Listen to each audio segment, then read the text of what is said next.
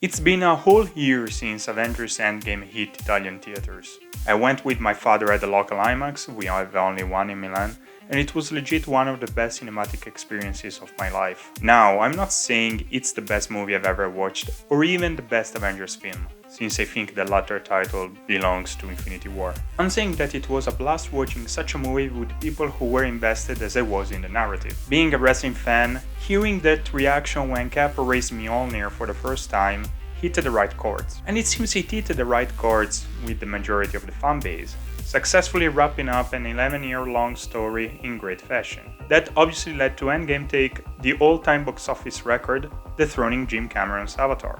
1 year later though, there's one question that pretty much dominates my thought about the movie.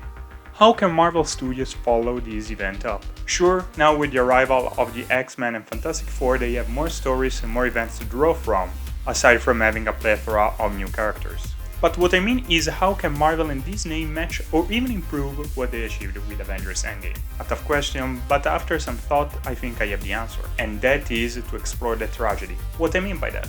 Let's backtrack to the first hour of Endgame, precisely to the scene with the dialogue between Natasha and Steve at Avengers HQ right before Scott Lang arrives. In that scene, there is a line that Steve says in a vain attempt to make the situation a glass half full rather than half empty. Here's what Steve said. "You know, I saw a pot of whales when I was coming in, over the bridge." Again, that had a very specific role in that scene context, but I couldn't help but think why we were told that instead of being shown. And not because I think it would have worked better, albeit exposition.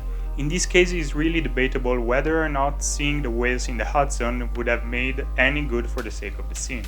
But because I actually wanted to see what effects Thanos' snap had on our world.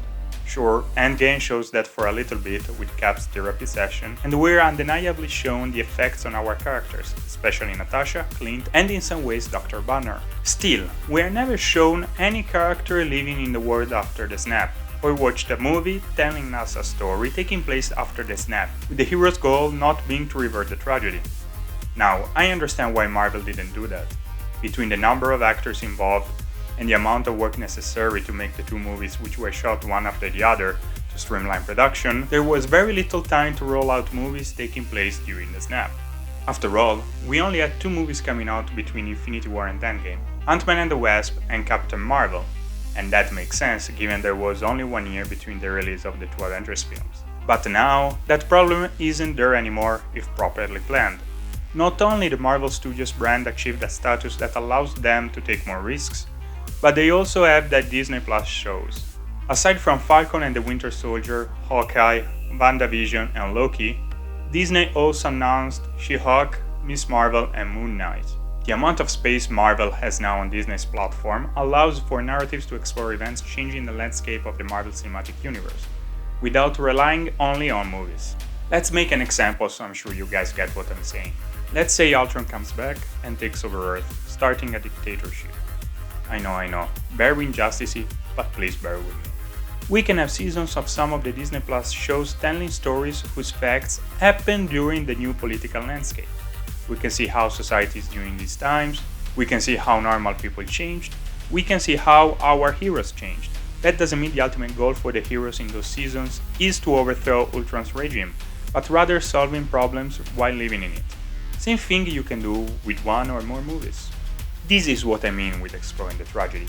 Having the spectator living through the aftermath of the negative event, that not only makes said event more powerful, but will also make the movie where the situation is resolved even more epic.